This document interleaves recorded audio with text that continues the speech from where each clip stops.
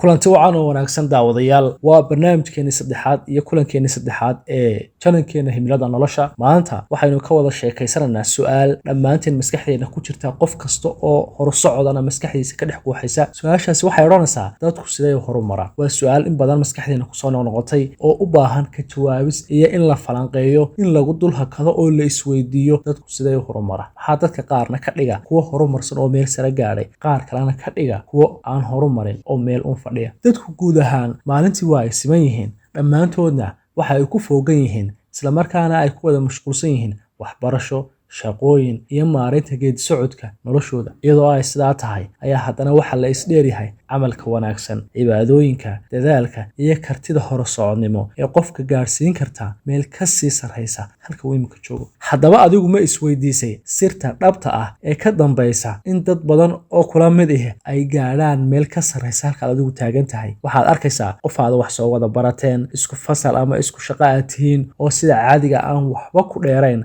haddana kaa horumarsan si walba iskaba dhaaf aad mararka qaarkood tusaale u soo qaadato. haddaba haddii aynu u dhaadhacno mucda iyo dulucda hadalkeenna, waxaad ogaataa in dadka horumara ay adeegsadaan taatikooyin iyo farsamooyin xirfadaysan oo wax ku ool ah. tusaale ahaan haddaynu soo qaadanno, dadka horumara sida badan ama sida la ogsoon yahay lacagta soo gasha kuma loofaraan, kumana iibsadaan dhar baraan ah iyo baabuur qaali ah iyo waxyaabo badan oo macno darro ah. ma jecla sidoo kale fadhi ku-dirirka iyo danseega badan. ma aha dad inta ay soo fadhiistaan meel ku sheekeeya wax aan danahooda ahayn oo had iyo jeer danseega ma aha. sidoo kalena kama labalabeeyaan fursadaha soo mara oo waa ay ka faa'iidaystaan jaanisada uu wakhtigu soo hordhigo.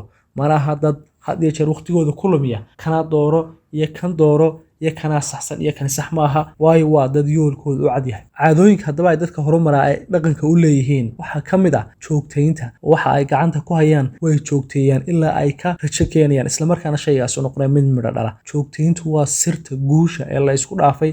qodobka labaad ee ay dadka horumaray caanka ku yihiin waxaa ka mid ah go'aan qaadashada, oo ah mid hadafkooda iyo himiladooda go'aan cad kale. sidoo kalena waa dad leh yool fog oo meel u socda. ma aha dad had iyo jeer jahwareersan oo hadafkooda iyo himiladoodu ay ka qaldan tahay. jihada ay u socdaan waa kuwa ay u caddahay, runtiina garan kara halka ay ka yimaadeen iyo halka ay ku socdaan. dadka horumari waa dad habeenkii goor hore hoyda, baylahadoodana qabya tira inta dad kale meelahaas ay ka sheekaynayaan ama ay daawanayaan ciyaaro iyo waxyaabo qosol ah oo macno weyn aan nolosha kusoo kordhinahayn. dadka guulaystaa waxa ay diiradda saaraan yoolkooda oo kaliya iyo waxa ay dantooda ku jirto. sidaa darteed waxa hubaal ah in habeen la isdhaafay. dadku maalintii waa ay siman yihiin, balse habeenkii ma sinna. qof waliba marka uu qolkiisa joogo waxa uu kasbado ayaa uu dadka dheeryahay.